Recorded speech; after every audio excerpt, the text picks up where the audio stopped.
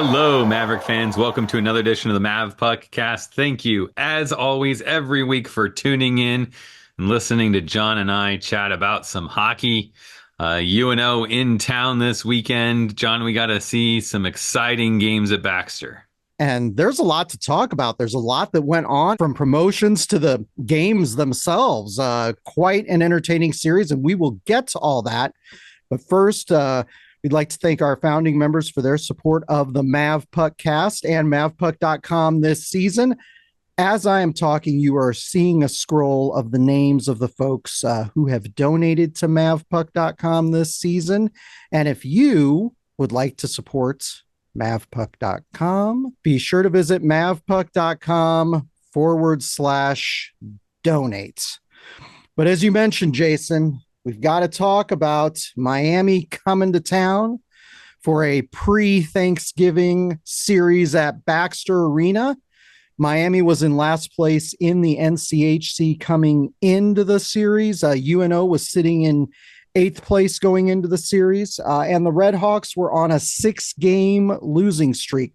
So the Red Hawks, under new head coach Anthony Noreen, were kind of on the struggle bus a little bit, but we've been struggling in recent weeks as well. So we were curious to see what was going to happen. And I'll tell you that Friday game, and we'll get to a lot of this as we converse here, but it was chippy most of that game on Friday night. 3:10 into the first, freshman Miles Hillman puts UNO up 1-0. It was his first goal as a Mav. Gavin had a nice little drop pass along the boards to set that up, Jason. It was 1-0 after one. Yeah, it was a great shot, top corner.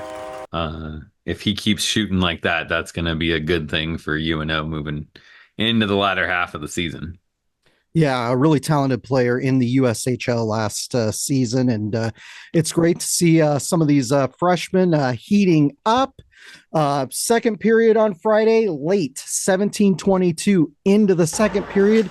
Junior Cam Mitchell gets a shorthanded goal for UNO. Second effort off the rebound, staying rotated and had a terrific spin move to set that one up. It was the first career goal for Cam Mitchell, so congratulations to him.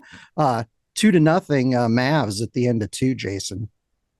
Yeah, we've talked about the injuries that UNO's been facing and that next man up mentality, and Mitchell's kind of one of those that last season I didn't think he got a ton of playing time, but he stuck with the team and stuck it out, and to see him start to have some success, I think was a grateful thing for us. I think, hopefully he finds a way to translate it into consistency.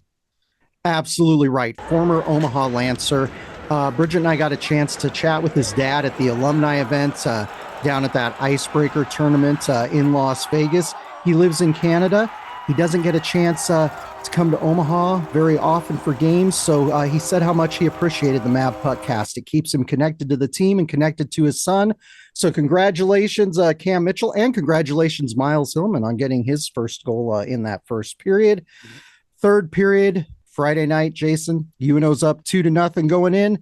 6:47 into the third, freshman Chase LaPinta puts a shot on net, fires it horizontally along the goal line, and it just deflected off the Miami goaltender's blocker pads, and it went in. Great goal for the freshman LaPinta. He had a nice weekend at Arizona State last week. The Mavs go on to win that Friday game 3-0, and Simon Lacosi gets shut out on the night. Yeah, there were a lot of power. We talked about this a little bit, there's a lot of power plays. Our power plays looked a lot better.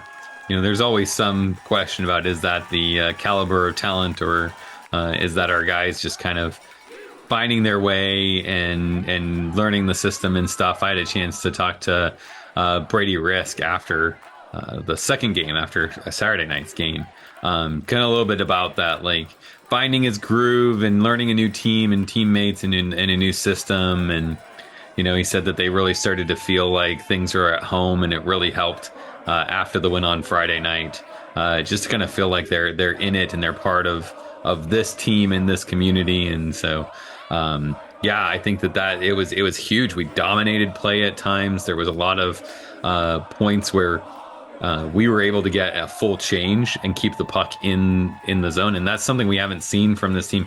Even when we were winning out in Vegas with the icebreaker, we didn't see them really dominating a lot of play.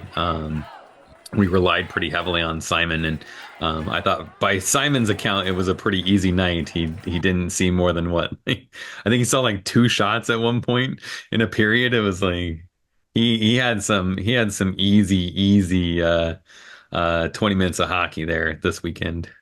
Yeah, definitely right. The shot differential was more favorable to UNO on Friday night and in both games this weekend. So good performance. It was also the first appearance of the gray alternate jerseys this season. So it's great to see those in the lineup. And as you mentioned, better puck control, better puck handling, getting more of that sustained pressure in our offensive zone. The guys had a lot of great opportunities on Friday night. It could have been a bigger score than 3-0. So a great way to start off the series against Miami, and great to get 3 conference points on Friday night. Always critical. Saturday night was military appreciation night, and the team was wearing the special military jerseys that are in the process of being auctioned off online. So we'll talk about that in a little bit. First period Saturday night, 9:30 into the period. Sophomore Charlie Lurie puts UNO up 1-0 on the power play. Nice shot set up by defenseman Dylan Gratton, who you were praising in last week's episode of the Mavpuckcast, Jason.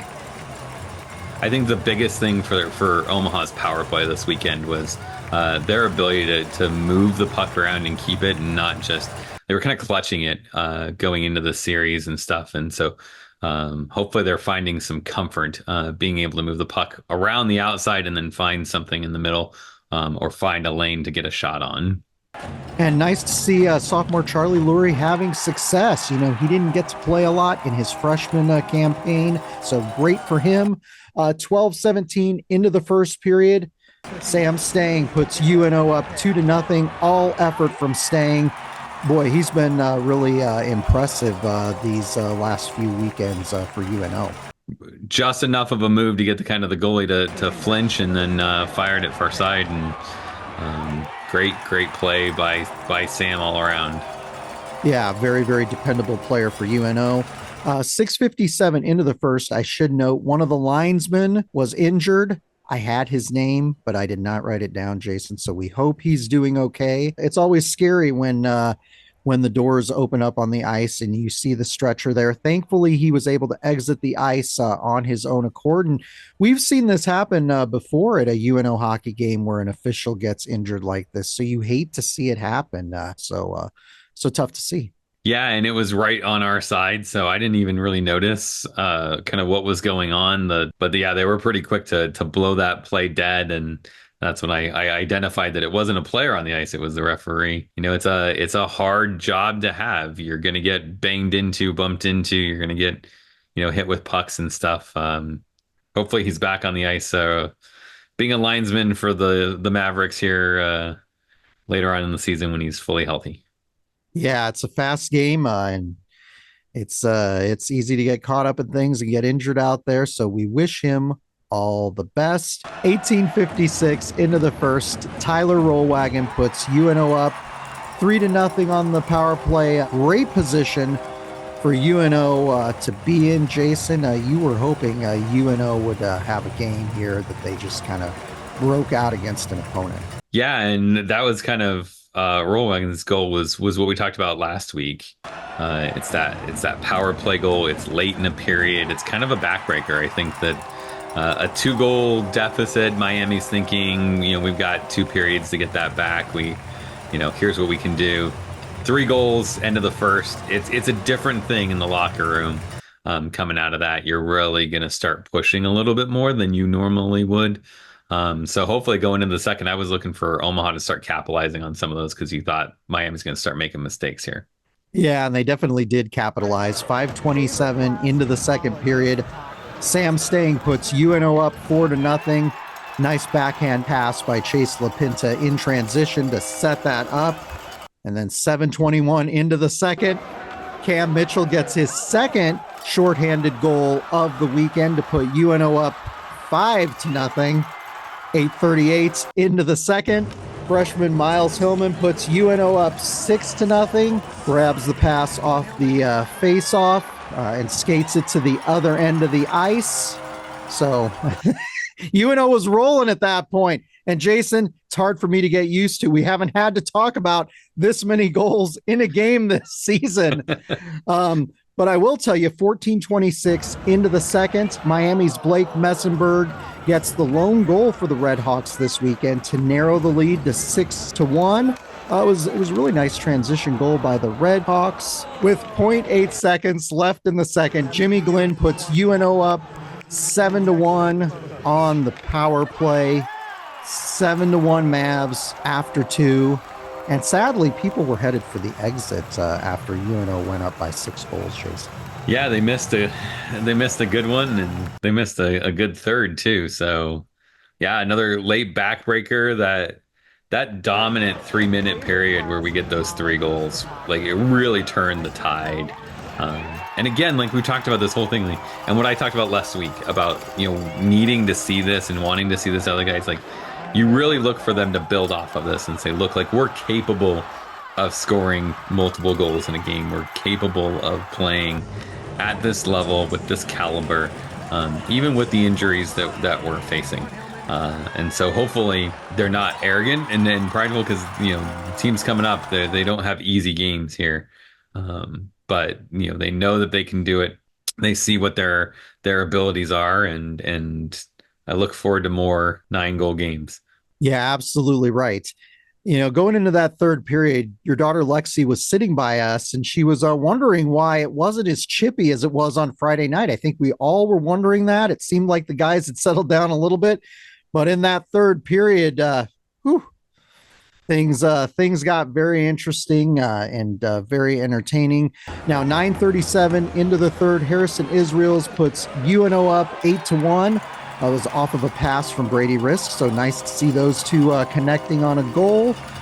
Sophomore goalie Will Craig got into a regular season game for the first time as a Maverick, so congratulations to him. It's always nice to see those third string goaltenders get some game action. Now, I will tell you, when Dean Blaze was head coach, he had an itchy trigger finger when it came to goaltenders, and he would yank those guys at the first sign of trouble. So oftentimes you would see the third string goaltender in there, but nice for Will Craig to get that. 10:25 into the third, Jason, is kind of when all hell broke loose. A total of understatement there. Yeah, a total of 10 players, 5 for UNO and 5 for Miami. Both lines were ejected from the game with game misconduct penalties for unsportsmanlike conduct. And I just want to clarify, because anytime this happens, situations like this are some of my least favorite, Jason, because anytime this happens, people ask if the guys are out for the next game, right? Well, this was not a game disqualification penalty. So I'm just clarifying for everybody. This came from the information provided by UNO. So it's not like we're going to lose these guys for the upcoming series at St. Cloud State. Jason, would you like to talk about, I guess you'd say, fisticuffs on the ice? It wasn't too bad, but I'll tell you what, Tyler Rollwagon skating to the box, trying to pump up the crowd, pumping his fist, pulling on the front of his jersey to show where it said Omaha, was pretty amazing. And I think the crowd loved it.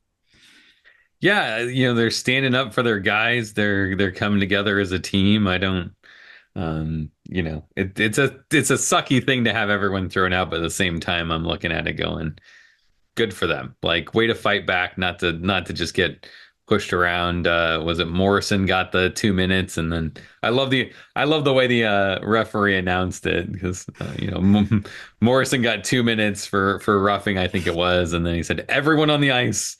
10-minute misconduct. And I'm like, way to get out of there early. I think there should be a requirement that he had to stand there and say Miami number so-and-so, 10 minute.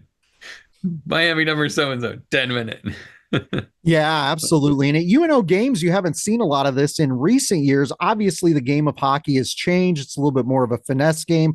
I do remember there were moments in the early years of UNO hockey at the Civic Auditorium and in the early years down at the CenturyLink Center where you would see situations like this develop and you'd see a lot of guys in the box generally for one team or another. I remember there was one instance where a guy had to stand up in the box because there was no bench space.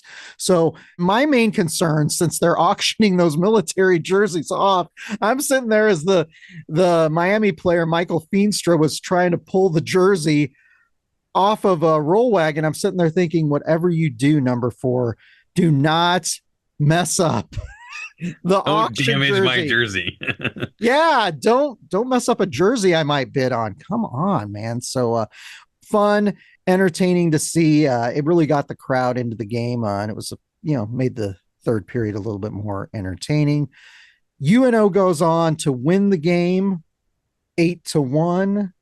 UNO earns 6 conference points. They are currently tied for 4th in the NCHC with St. Cloud, who is our upcoming opponent. Couple notes here for you, Jason.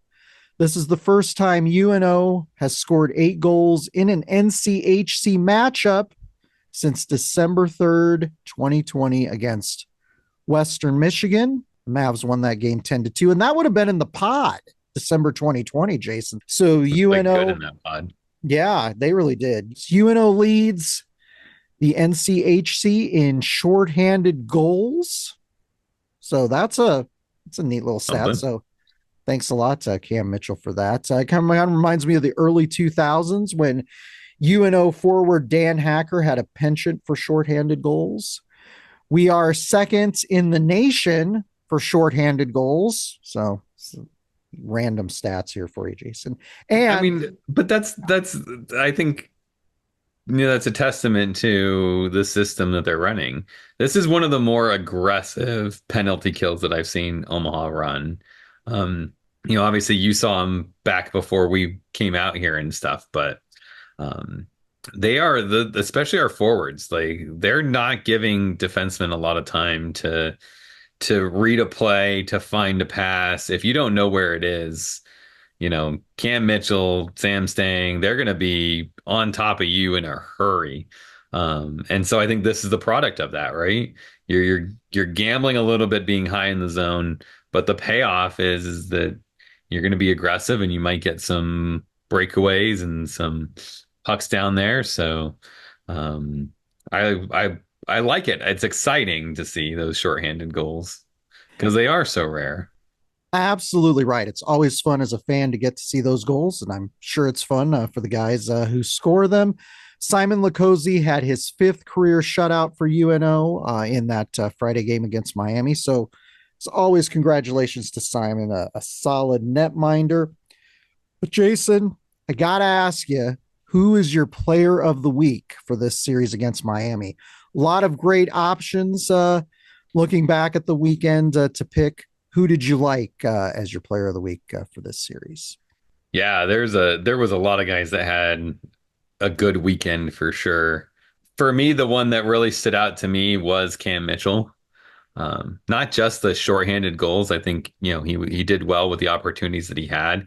But I was watching him in the face-off circle, and he's been pretty reliable there.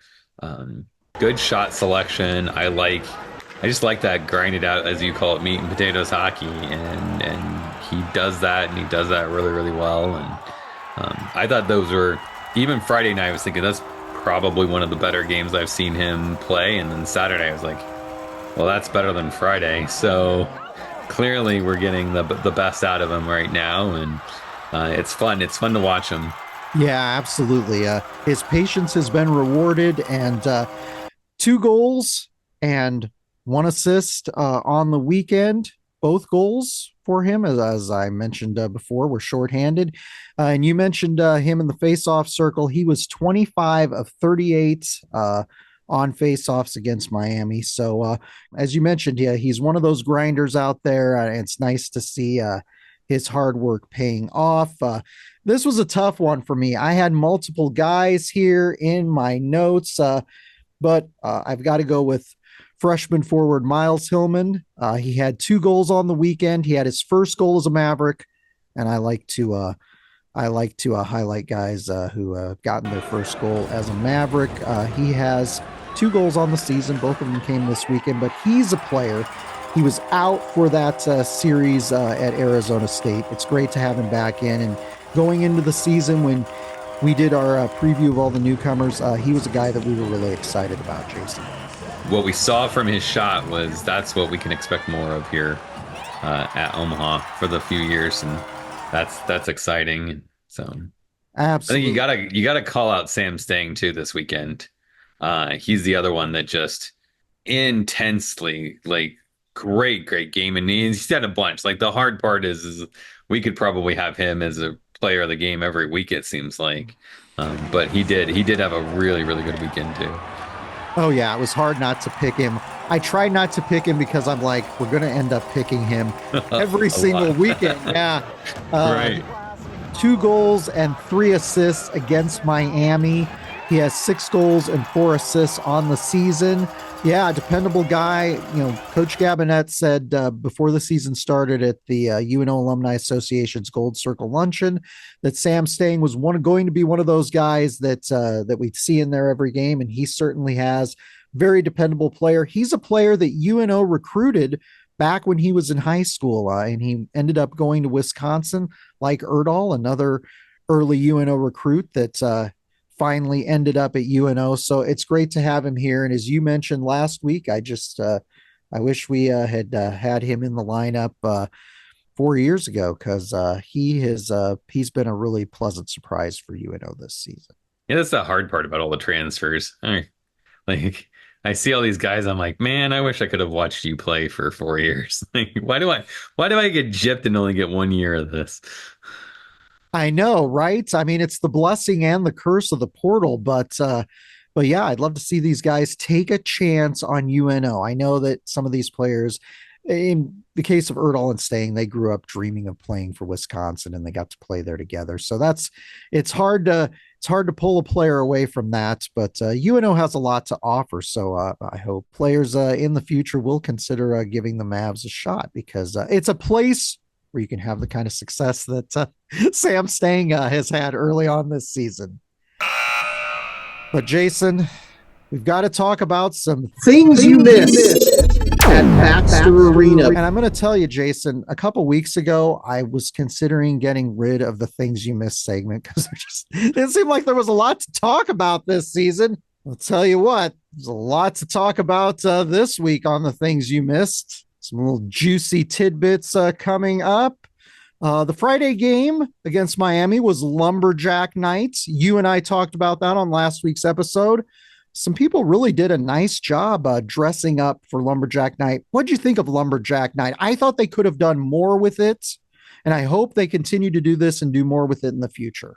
Yeah, I think, these theme nights have been very successful for NHL teams. And so I love the idea of UNO kind of, leaning into some of those ideas and stuff. And, even the like Star Wars nights and I saw one that was they had to bring your dog to the rink night. And I'm like, well, that's out there, I guess. I mean, but the lumberjack thing, I thought it was like it honestly fits with the culture at UNO. So I thought that was kind of the best thing, was that it really did, seem like something that our fans would kind of gravitate to and grasp onto. And I didn't see anyone carrying around axes, so I guess we were all safe.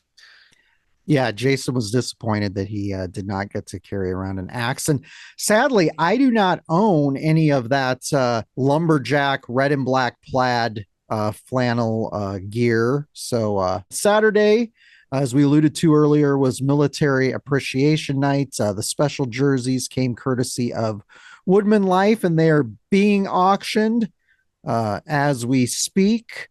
The money, the proceeds from the jerseys, goes to the UNO Office of Military and Veteran Services for the Robert Thompson Memorial Scholarship.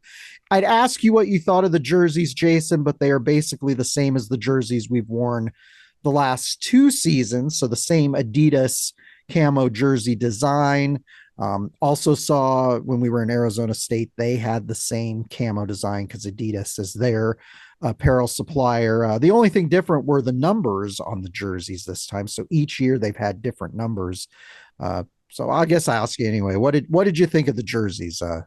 Pretty standard. Yeah, they're neat. I love Yeah, the appeal of it, auctioning them off and raising money for different causes and stuff. I think that's a commendable thing. I am ready for something new, I would say. Like there I don't know who we need to talk to at Adidas or something, but it's time for a new design and something. And I've seen some teams that have done some really interesting, effects to those types of things. And so yeah, it'll be interesting. I'd love to see one of those. It's like a digital camo pattern or something like that. Would be yeah. a little bit of a change of pace for that. So we'll see if they do.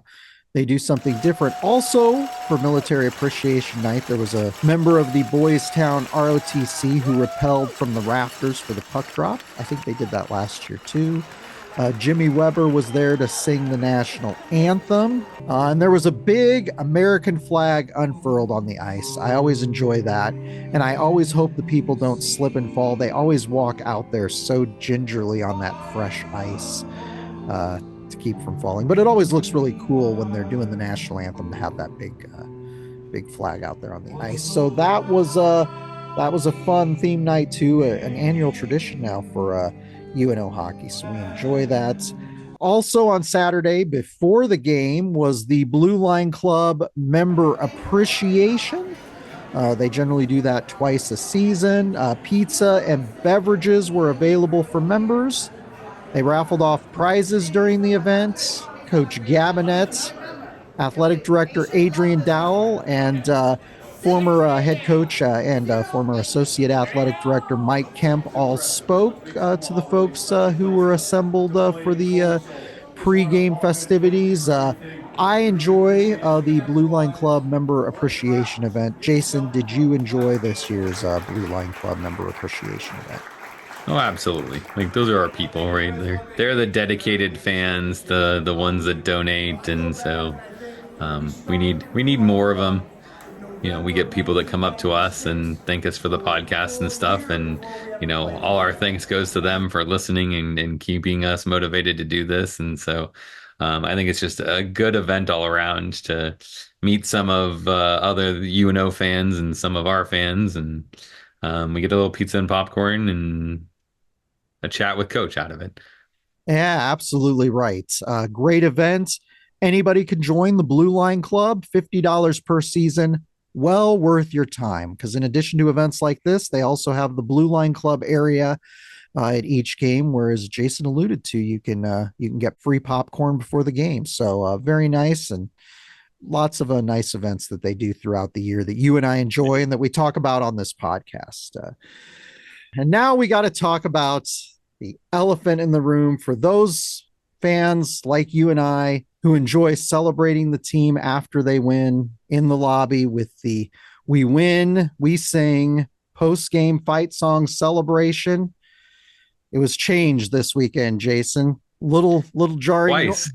It was changed twice this weekend. And I got to tell you, I like the way they did it on Friday night, but then Saturday night. So, at the very least, I'd like them to consider going back to the way that they did it Friday nights. But let me just give a little background on the fight song celebration because there's a lot of new fans who haven't followed the nitty gritty details the last 20 years. Some of our fans weren't alive 20 years ago, but the team singing the fight song started roughly 20 years ago at the Quest Center, CenturyLink Center. The team had been on the road for a CCHA series. That was the conference we were in at the time against conference foe Lake Superior State. And at Lake Superior State, when the team wins, they ring the victory bell outside of the arena. It's kind of a tradition. The players will come ring the victory bell. The fans will kind of surround them.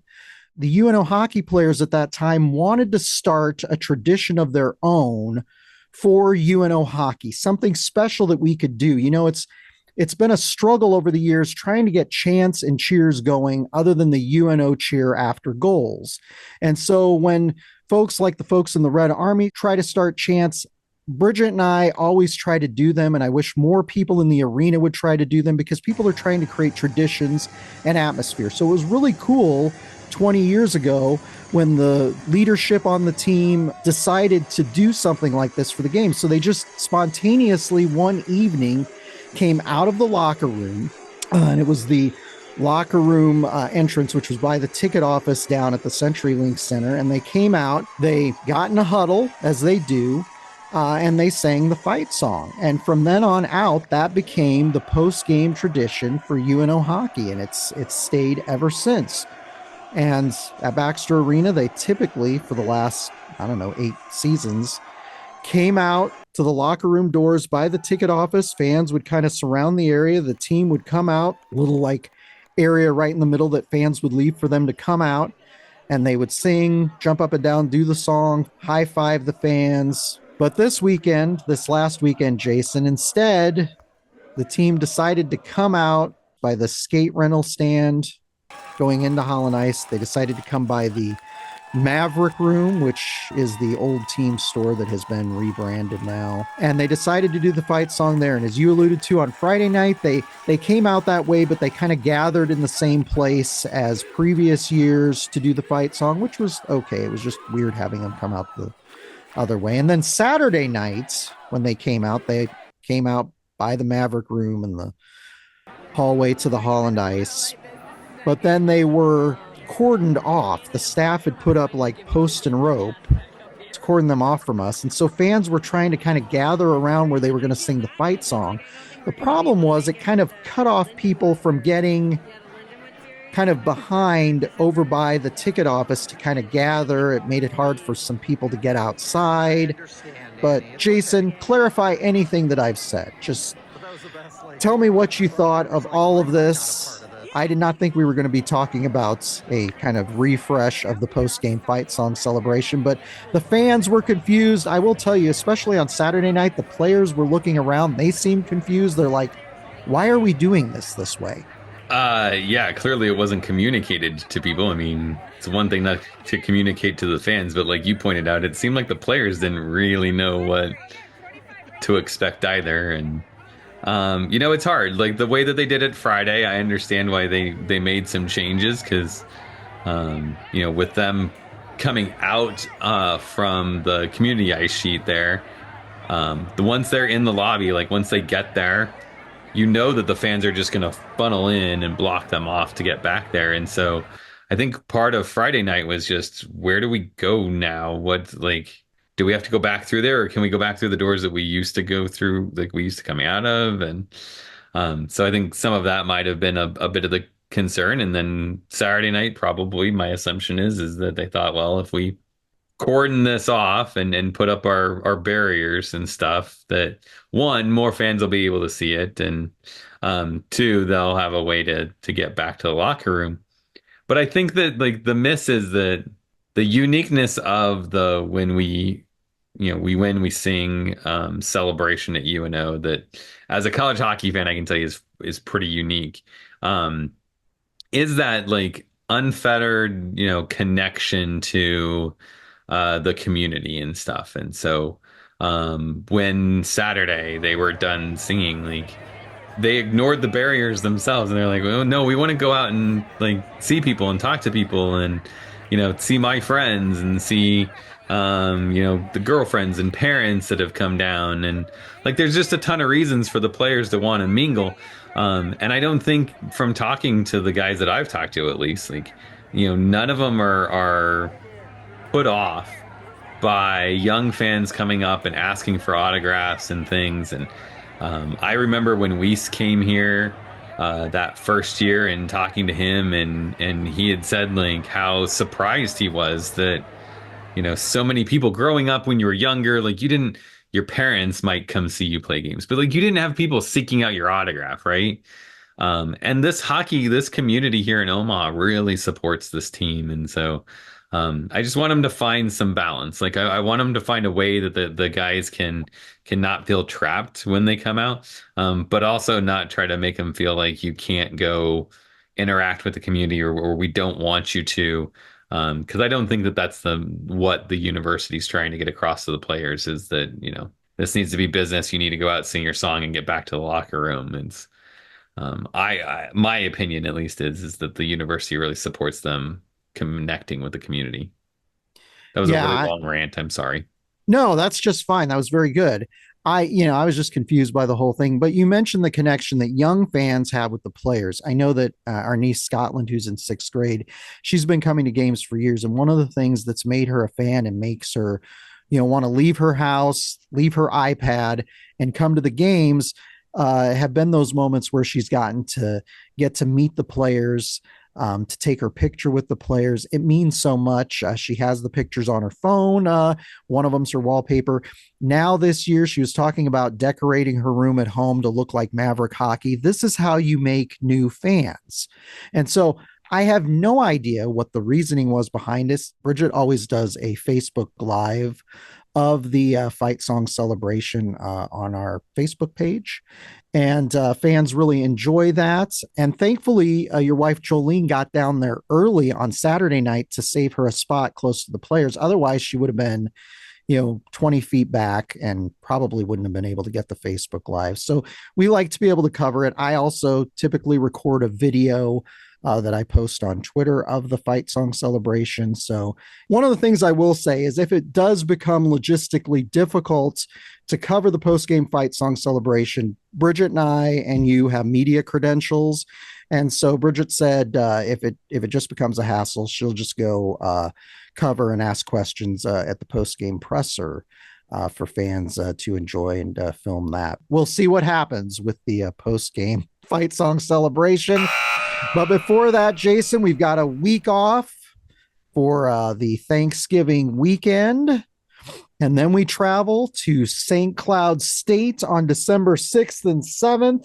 Going to get to watch UNO play some hockey at the Herb Brooks National Hockey Center. Fans, if you haven't been up there for a series, it's a fun place to go watch hockey. Lots of great memorabilia in that arena. It's kind of an old school arena, but it's a lot of fun to watch there. And it's the last remaining rink in the NCHC that is an Olympic size sheet. So it's a different dynamic on the ice. St. Cloud is 9-4 overall and 3-1 in the NCHC. They just came off a split against number 8 Colorado College in Colorado Springs. St. Cloud is led by head coach Brett Larson.